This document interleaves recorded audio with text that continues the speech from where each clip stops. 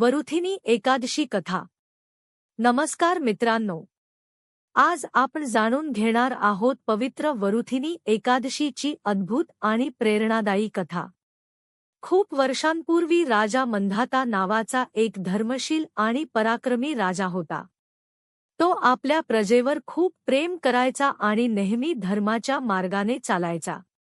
पण एक दिवस त्याच्या आयुष्यात मोठं संकट आलं। पूर्वजन्मातील पापांमुळे त्याला खूप दुःख सहन करावं लागलं। त्याचे शरीरही अपूर्ण झालं आणि तो खूप दुःखी झाला। एके दिवशी राजा जंगलात फिरत असताना त्याला एक महान ऋषी भेटले। राजाने नम्रपणे त्यांना आपल्या दुःखाबद्दल सांगितलं। तेव्हा त्या ऋषींनी त्याला सांगितलं, राजा, तू वरुथिनी एकादशीचं व्रत कर। हे व्रत तुझ्या सर्व पापांचा नाश करेल। राजा मंधाता यांनी पूर्ण श्रद्धेने व्रत करण्याचा निश्चय केला। त्या दिवशी त्यांनी लवकर उठून स्नान केलं। भगवान विष्णू यांची भक्तिभावाने पूजा केली। दिवसभर उपवास ठेवला आणि मनापासून भगवान विष्णूंचं नामस्मरण केलं।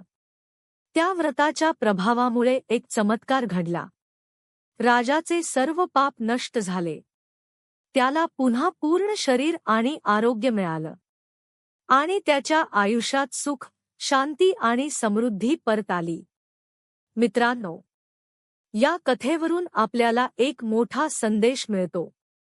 श्रद्धा आणि भक्तीने केलेलं व्रत आणि मनाची शुद्धता हेच आपल्या आयुष्याला बदलू शकतं। म्हणूनच या वरुथिनी एकादशी दिवशी भगवान विष्णू यांची पूजा करा, उपवास ठेवा आणि चांगले कर्म करा। धन्यवाद। तुम्ही व्रत करता का? कॉमेंटमध्ये नक्की सांगा।